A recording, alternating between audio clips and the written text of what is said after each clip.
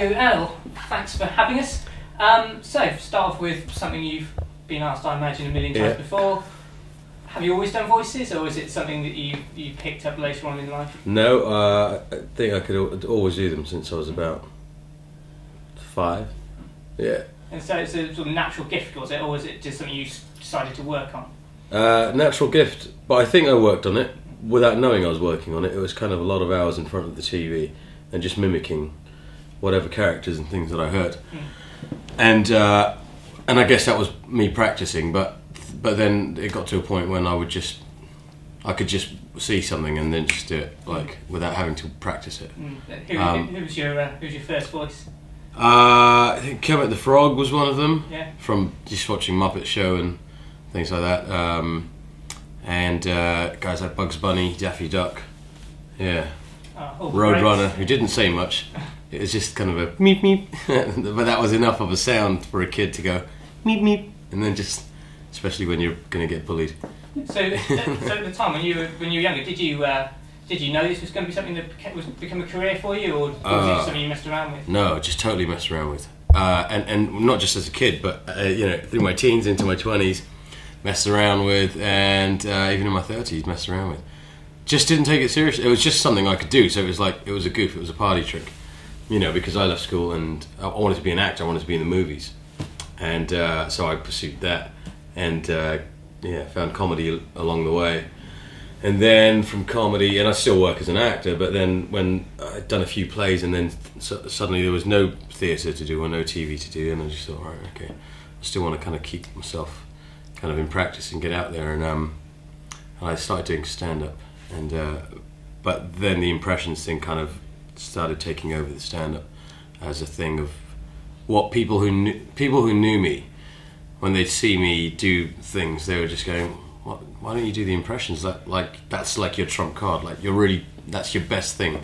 Why would you not do that as on stage, as a performer? And I thought, yeah, why would I not do that? Because I'd always done it anywhere else, like at a house party or on the street, whatever, just chatting to mates or goofing about. And now it's kind of taken me everywhere. So listen to your voice. The movie trailer voice man. One man, 52 impressions, 3 minutes. Get ready for the ride of your life. Bob Dylan. I think Bob Dylan sounds like Cartman. You be the judge. Ain't no use in sitting where you are, babe. If you don't, ain't no use in sitting where you are, babe. If you keep So I suppose actually you're doing this sort of straight acting as well. Yeah. What I've always found quite interesting is people like when you watch Johnny Depp, for example, acting. Yeah. Often it's pretty much he's doing an impression of someone else. I tend to think he kind of takes on characteristics of other people and he puts them into a role. Yeah. So would you say that you do that when you act, or would you say that's how you form a character, that you sort of look at? From what I've read, Mr. Depp's process is that he does sort of take like a bit of Keith Richards and then a bit of Pepe Le Pew and a bit of Tommy Cooper, and you get Captain Jack Sparrow. But it's and he's done, and I've read that he's done that before on on other characters and stuff, and that's one way of doing it, and it's a nice way because it's you're meshing together, you're juxtaposing types as well and stuff, and so you can make the character you're creating quite a lot of fun to do if you use your imagination, and he's kind of gifted at that, isn't he? But I mean, it's on the script. What's on the script, you kind of find, and then you start looking at things. And I do get influenced by a lot of the actors, but I don't think I consciously sort of say, "Oh, I'm going to take a bit of Al Pacino," and then a bit of, I don't really do it like that so much more. I think I feel it more. I feel my way with it, and then because you want to ground it in reality, and also when I started doing acting classes, I was so inspired and influenced by Robert De Niro that even when I was doing Shakespeare classes and stuff, the director would be like going, okay, Iago's not being played by Robert De Niro now, it's being played by you, so that sort of thing. And it would just be like, what? But it was, it did sort of seep into my process in the earlier stages of my acting career, in classes and workshops and things. and I had to erase that and unlearn all of those tics and mannerisms that I'd picked up from all of these characters and people that I was impersonating. I had to sort of unlearn all of that and just focus on being the serious actor. Nonsense. Johnny Depp from Fear and Loathing in Las Vegas. Oh man, hey, don't stop here, man. All right. Fucking lizards, man. Hey, it's my country. Hey, who's in there? Yeah, it was me. Kermit the Frog. I used to try and pick up girls doing this. Why do birds suddenly appear every time you're near? Just like me, they long to be close to you. Where's all the girls? Jeff Goldblum. Of course it's exciting to be here. Hi. Thank you very much. When I meet new people, I get excited, I get loud. I realize I don't know what I'm talking about. Thank you. You're a lovely crowd. Thank you. It's like when you put bread in the toaster. You know it's bread, you put it in the toaster, and you put it on 7 or 6 or whatever, and you wait. And you don't know how long you wait, there's no timer, but it pops out when it's ready, and it's toast. And sometimes it's burnt, and it's overdone. And sometimes it's like not done well enough. You know, but it's like kind of like that. I'll watch something and then it'll pop out when it's ready, and sometimes it's not quite there, and you need to like sort of like put the bread back in and toast it a bit more, or I've kind of overdone it, and people going, dude, you stop being Eddie Murphy for a minute, will you? I'll just be for a week. I'll be Eddie Murphy going, yes, everything will be done that way, and I'll get obsessed with. You know, and they're like, you killed it. You're like overdone it. You know, so that's the. Is that a good analogy? Is that a good? Yeah. I like the bread toasting. That works. Yeah, me too. Eddie Murphy. Oh, get the fuck out, man. That was very nice. Thank you very much. Christopher Walken. Folks, the reason I still talk this way is ever since I did Pulp Fiction, I still got that watch up my ass. Joe Pesci. I think Joe Pesci sounds like Bugs Bunny. You be the judge. Hey, what's up, Doc? What the fuck is so funny about me? Motherfucker, want me to fucking use you? Tom Cruise. Who's coming with me? You just gotta point and... Woo! Just point and smile. Just point and... Just point and just... Woohoo! Just point and... Woo! Just... Yeah, so you say you did sort of normal straight stand-up before you went into the impressions. Yeah. So, I mean, did you sort of the way you performed, the sort of type of jokes you did, was that completely different from how you work now? Yeah, the process was different because you're writing stuff about yourself in a way that's, you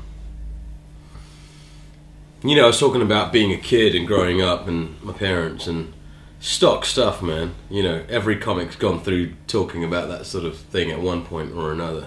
And I just got bored of it. And I'd be on the bill with other comics and I'd just see, I'm just like, we're all talking about sex or drugs or relationships and I just got bored of it. And within about sort of a year of doing that, and this is what I was just doing, like 8 to 10 minutes.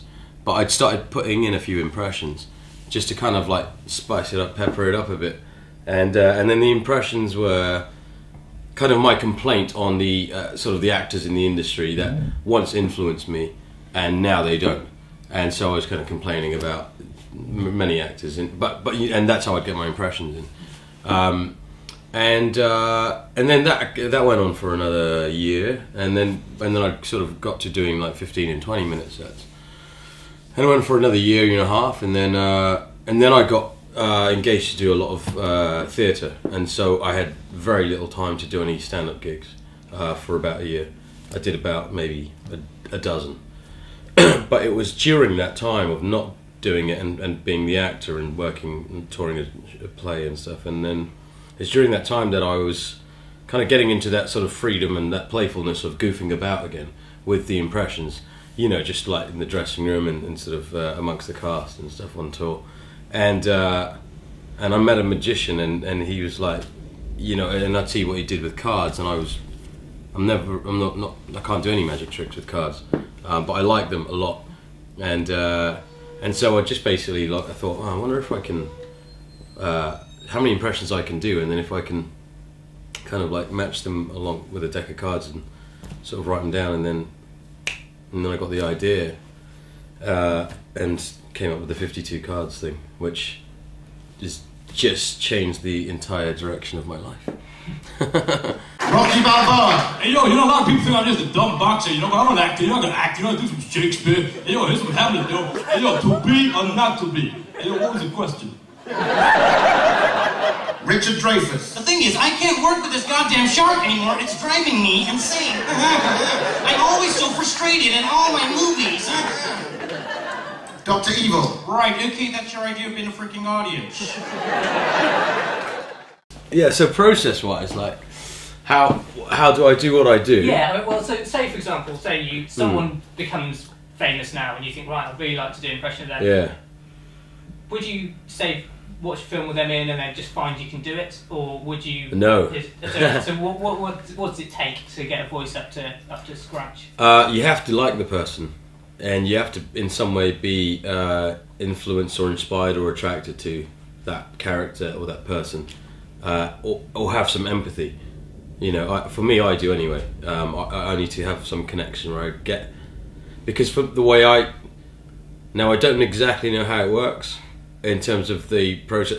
I know how it works with some impressionists. It's very technical, and it's like, yes, they can, you know, they'll do a face thing and they'll do that in the mirror, and then they'll do that voice and try and get the voice up to there, and then whatever they're doing. But they'll work on it in that sort of, break it down in that way. I don't do that.